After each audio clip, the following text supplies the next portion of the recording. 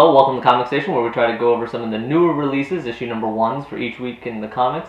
And my name is Paul Nisi, and this is issue number 87 for August 27, 2014. Starting off, if you want to see some reviews, we have a number of them up on frontwardsgamer.com, but we are going to be concentrating mostly on 5 new issues that came out this week that we want to highlight. First off, getting this really rolling on a high note, is Wayward number 1 from Image Comics. This one, first of all, right off the bat, beautiful artwork. Absolutely gorgeous. Storyline, very interesting. I thought this was just fit perfectly once I got over the artwork. And basically the storyline is a person of Irish-Japanese descent ends up moving back to Japan with her mother, and along the way she starts exhibiting some powers, for lack of a better word. She seems to have this strange pattern power where she can see patterns in things, and in such a mundane way as helping her find her way to her new home. And later, when she ends up getting into a conflict with turtle people, this is definitely not the Ninja Turtles, but they are kappas, turtle demon spirit kind of creatures in Japanese lore. Along the way, she also meets some strange companions, maybe ally, who knows. But overall, really interesting. I thought the artwork was fantastic. Again, can't get over it. And storyline was very interesting. Next off, we have from Dark Horse Comics, we have Pop number 1.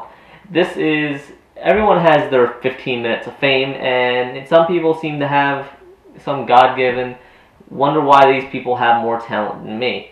Well, it turns out because they're made that way. In this storyline, you find out that this company or other is manufacturing pop stars. And they've done such things as, basically they're knocking off some, they mention a Britney, so forth. And you get the idea that they're calling out some characters, especially a poofy hair Canadian that they recently released, and so forth. So, basically all the story comes on, one of these experiments gets loose before she's ready to be released onto the public, and she ends up running into a guy who, in his own words, he doesn't know if he was saved by her and he saves her. So, let's put it that way. Otherwise, the character of the guy is interesting, the girl trying to find out the mystery of, so what, she's made a pop star but she's released early, and the conspiracy that's going on there. I thought that was really cool. The artwork was really cool in this, and the storyline is neat. It's an issue 1 of 4. I do like these smaller stories that tend to have them more compact, and I like where this is going. Next up, from a small publisher, because we like to point those out, is from Future Dude Publishing Company, is a 1 of 6 called Brainstorm. This is a, right off the bat, they actually have a consulting with a real meteorologist, right off the bat, and the basic overall storyline is climate change has gone out of control. They can't stop it. The whole U.S. is basically, systems are stopping. The Midwestern are constantly having tornadoes daily.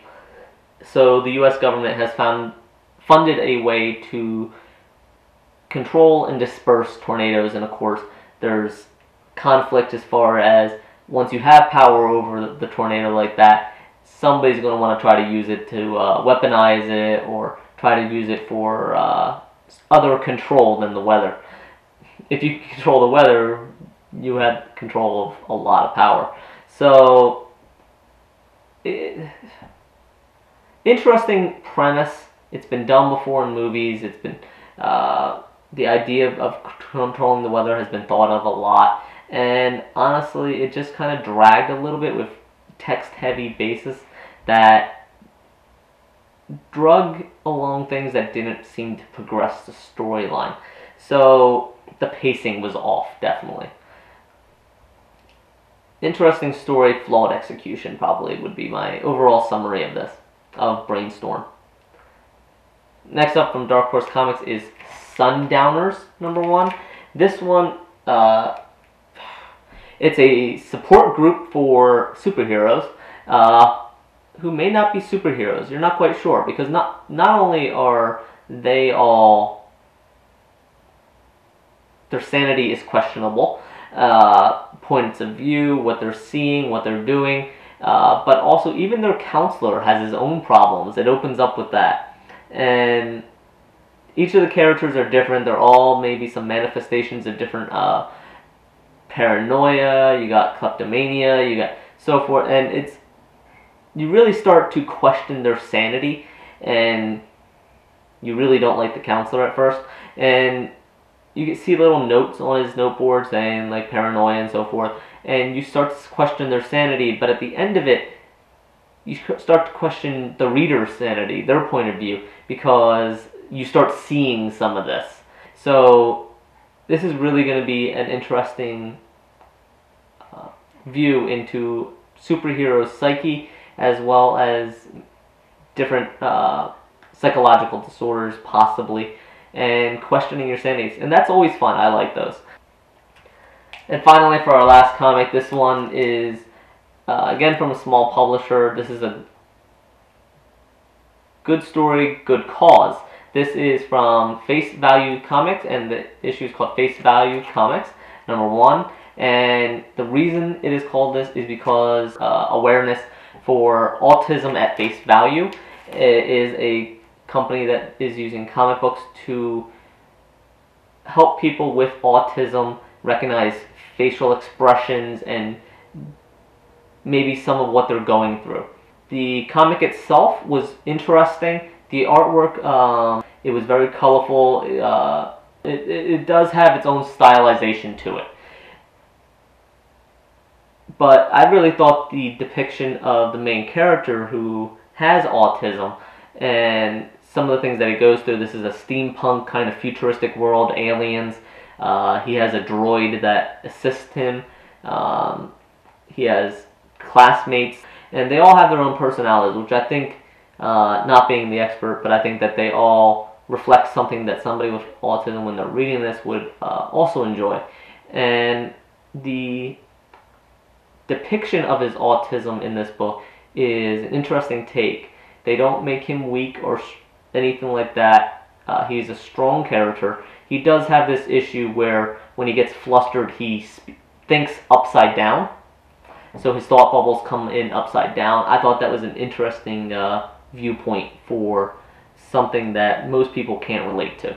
If you'd like to see some more reviews, some more issues that came out this week, check out frontwardsgamer.com for reviews by Lito. He isn't feeling well, so his output has been a little slow this week, but that's fine, that's great. We have plenty of great issues that came out this week, and there's more if you want to see reviews for Multiversity, something that I missed last week, and I really want to catch up on and read that, as well as Lito is doing his blurb views, issue #2.